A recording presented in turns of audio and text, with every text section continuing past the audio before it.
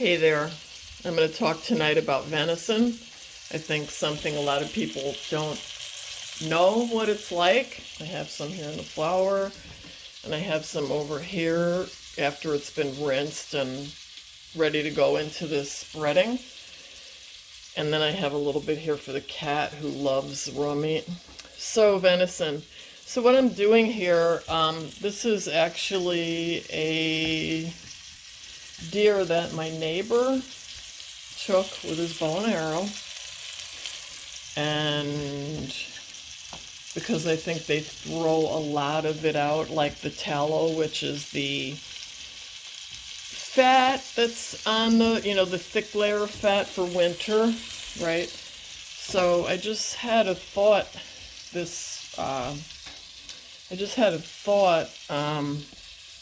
recently, hey, if you're going to throw out any tallow, because he gave me some tallow last year and it was just absolutely phenomenal.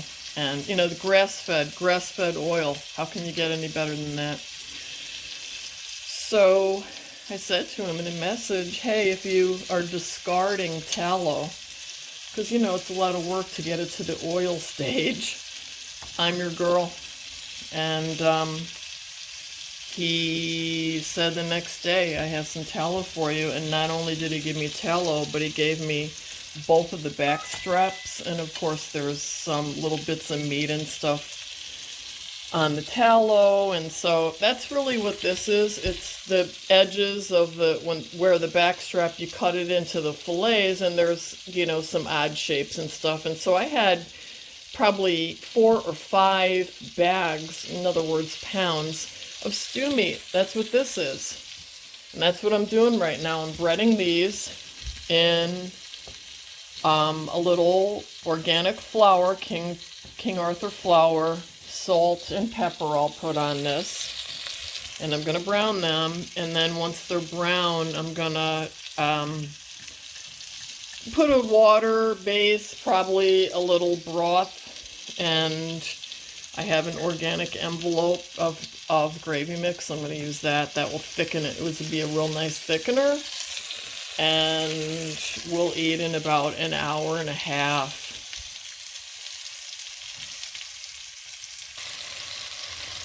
So this is actually, I've also added some grass-fed butter to this olive oil because grass-fed, why grass-fed? You do pay more money. Grass-fed butter means that there's no Roundup Ready corn being fed.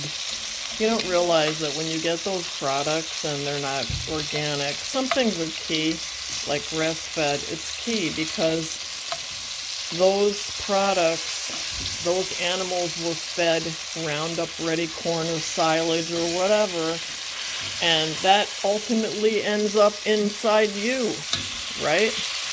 So this is going to be browned thoroughly, and I'm going to put it in to bake for about an hour and a half. And it'll just come out so tender, and we'll serve it over rice. My mom used to serve lamb stew over rice, and it's just outstanding, but this will be just as good. I still have a lot more that's got to fit in. This was a much bigger package than normal because it was at the end, and I just put it all together. But anyway, I'll give you a quick pick of the finish. This is just the flour mixture with salt and pepper. You roll it in flour, you brown it in olive oil, extra virgin olive oil and butter, and then I'm going to add some water or broth and let it cook for an hour and a half, and it'll make a beautiful gravy, and it'll be delicious.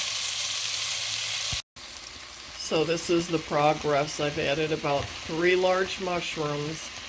And if I wasn't going to use some of this gravy for the dog, I would add a leek or an onion, but I am going to give him some so he can't have onion. Now I have this, which I'm going to pour over, and this is about 50% broth and 50% water.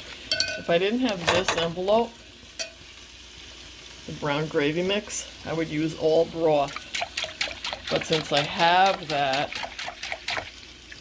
I can use 50-50 because this, here it goes. I like it to be, that's about the perfect amount, because I want the meat to be pretty much covered.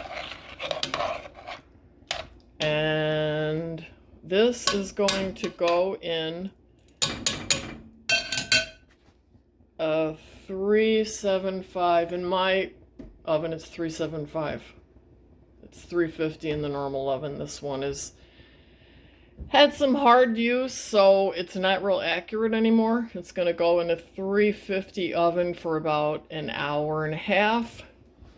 This is a nice Dutch oven that you see here. There's a nice glass lid that goes on it. Boy, I lost you there for a minute because it got steamy. And now we'll check back in an hour and a half.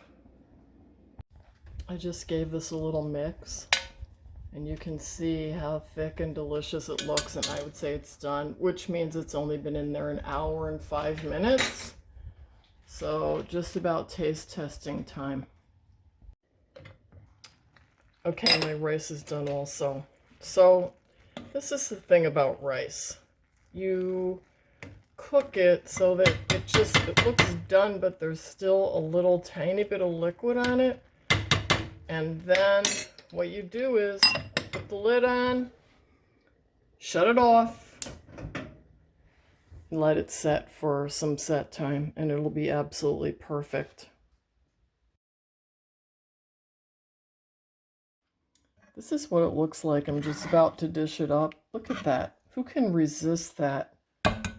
So all you non-venison lovers, give it a chance.